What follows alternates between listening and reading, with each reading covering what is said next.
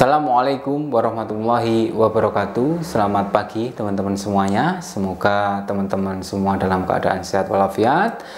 Alhamdulillah ya, kita berjumpa kembali, dengan saya, tapi ini di mata kuliah yang berbeda. Kita berjumpa di mata kuliah manajemen mutu.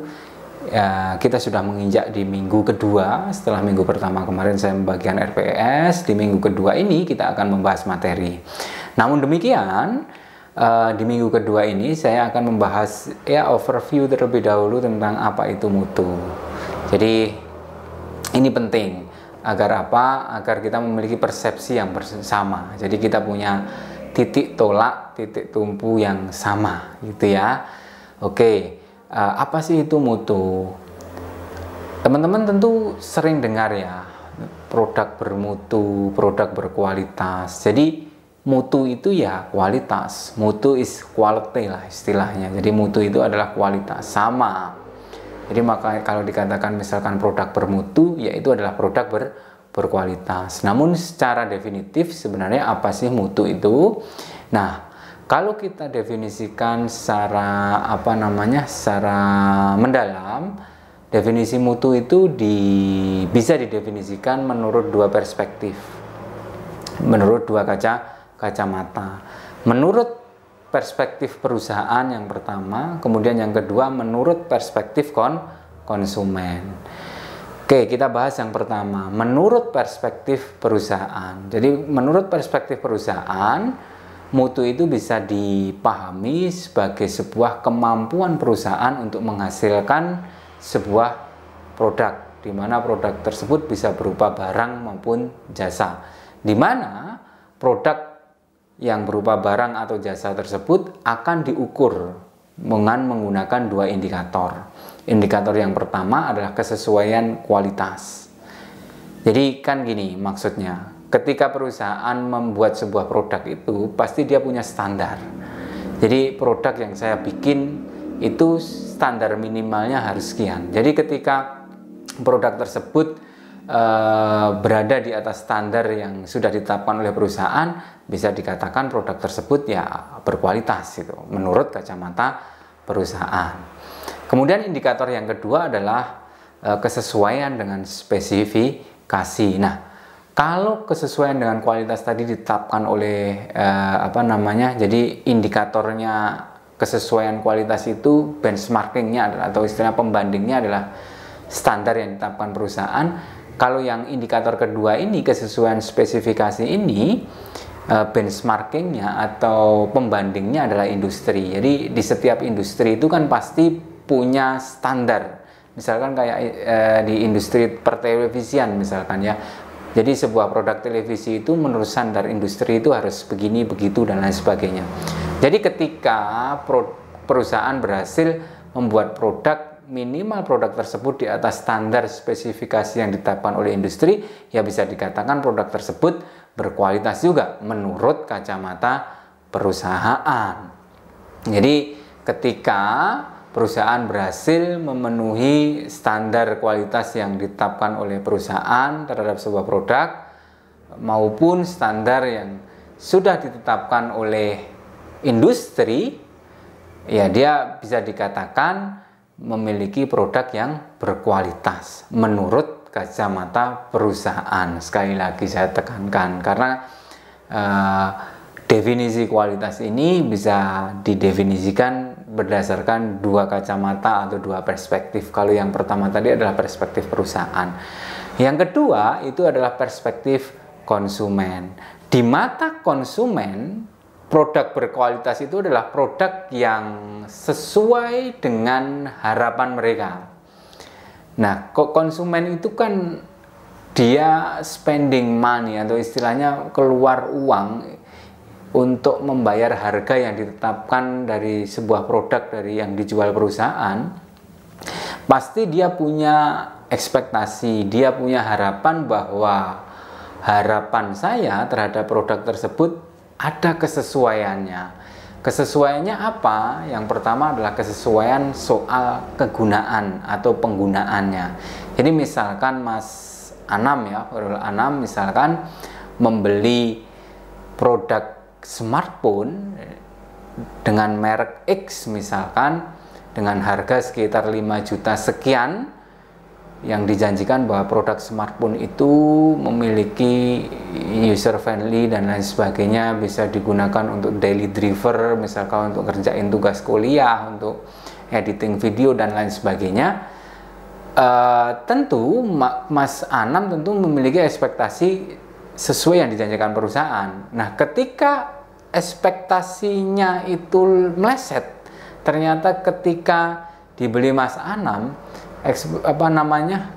penggunaannya tidak sesuai, ya bisa dikatakan menurut kacamata konsumen produk tersebut tidak berkualitas.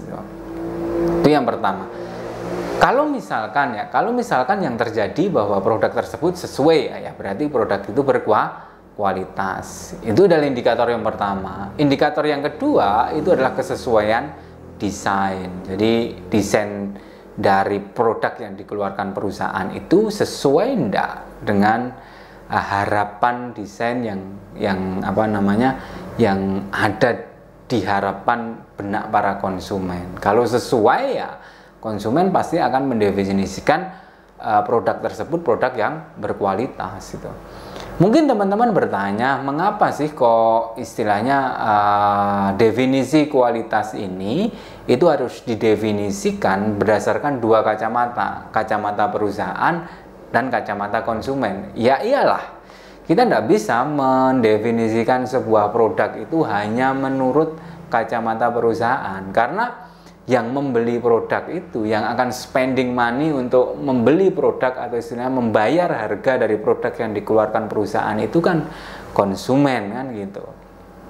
Makanya quality itu juga, atau istilahnya mutu atau istilahnya kualitas itu juga harus didefinisikan menurut kacamata konsumen, di mana menurut kacamata konsumen produk berkualitas itu harus ada kesesuaian penggunaan dan kesesuaian desain. Jadi makanya di sini di mata kuliah ini tentu teman-teman bisa, di pertemuan pertama ini tentu teman-teman bisa mengambil sebuah hikmah ketika misalkan teman-teman punya usaha, ya usaha di rumah. Ketika Anda membuat sebuah produk, yang perlu Anda perhatikan tidak hanya dari sisi Anda sendiri. Ketika Anda menetapkan, oh barang saya atau produk saya sudah berkualitas nih, oh tunggu dulu, Anda juga harus melihat konsumen yang akan, calon konsumen yang akan menggunakan produk Anda itu. Anda harus memastikan bahwa produk Anda itu harus sesuai dengan harapan-harapan para konsumen, harus sesuai dengan desain yang diharapkan oleh konsumen, itu baru dikatakan berkualitas. Karena apa? Karena ya itu tadi, kita tidak bisa, maksudnya sekali lagi ya katakan bahwa kita tidak bisa mendefinisikan kualitas itu hanya dari satu sisi perusahaan saja. Kita juga harus melihat konsumen, di mana kualitas ini berarti bisa kita simpulkan bahwa itu adalah persinggungan antara perspektif perusahaan dan perspektif konsumen, gitu ya teman-teman ya. Kalau misalkan itu kan contohnya perusahaan ya Pak ya. Misalkan contohnya itu adalah institusi atau organisasi zakat misalkan. Nah, teman-teman kan dari program studi manajemen zakat dan wakaf, ya bisa aja kita memahaminya itu. Jadi misalkan menurut perspektif dari lembaga zakat sendiri misalkan itu. Lembaga zakat ya dia bisa mendefinisikan bahwa apakah produk dari lembaga zakat ini kan salah satunya adalah layanan penghimpunan zakat, layanan pendistribusian zakat dan lain sebagainya.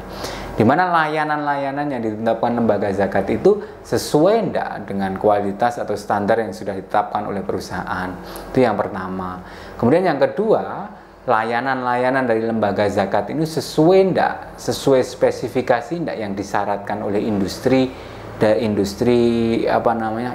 dari lembaga-lembaga zakat yang ada di Indonesia ini. Misalkan teman-teman juga belajar hukum ya, maksudnya apakah kegiatan atau aktivitas penghimpunan dana itu sudah sesuai dengan kaidah-kaidah fikih dan lain sebagainya. itu bisa jadikan ukuran spesifikasi juga. Tapi itu belum cukup.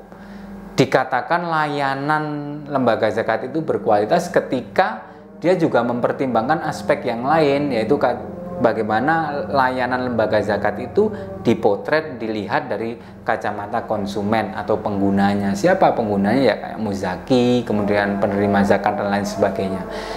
Ada kesesuaian penggunaan, ada kesesuaian desainnya. Gitu ya teman-teman. Saya kira kita clear di sini bahwa yang namanya mutu is quality, atau mutu itu adalah kualitas, di mana untuk mendefinisikan kualitas ini harus diukur, bukan harus diukur, tapi harus dilihat dari dua perspektif. Yang pertama adalah perspektif perusahaan, di mana di dalam perspektif perusahaan ada dua indikator. Yang pertama adalah indikator kesesuaian kualitas, yang kedua adalah indikator kesesuaian spesifikasi. Kemudian perspektif yang kedua yang digunakan untuk mendefinisikan kualitas itu yaitu menurut perspektif atau kacamata konsumen, di mana di sini juga ada dua indikator. Indikator yang pertama adalah kesesuaian penggunaan, indikator yang kedua adalah kesesuaian desain. Dimana kalau kita mau menciptakan sebuah produk berkualitas yang cetar membahana badai, ya kita harus secara cerdik mensinkron atau mensintesiskan, mempersinggungkan antara kacamata perusahaan dengan kacamata konsumen. Jadi, atau dengan kata lain seperti yang saya katakan tadi, ketika perusahaan membuat sebuah produk, dia juga harus melihat bagaimana harapan konsumen terhadap penggunaannya, bagaimana harapan konsumen terhadap desainnya. Oke, gitu teman-teman. Saya pikir ya clear. Di minggu depan kita akan bicara soal total quality management ya, TQM ya, itu menarik juga. Ini kita juga bicara soal kualitas, manajemen kualitas juga. Itu evolusi dari TQM, evolusi dari konsep itu, kita akan melihat hierarki dari kualitas. Oke, gitu teman-teman. Sekian dari saya. Wassalamualaikum warahmatullahi wabarakatuh.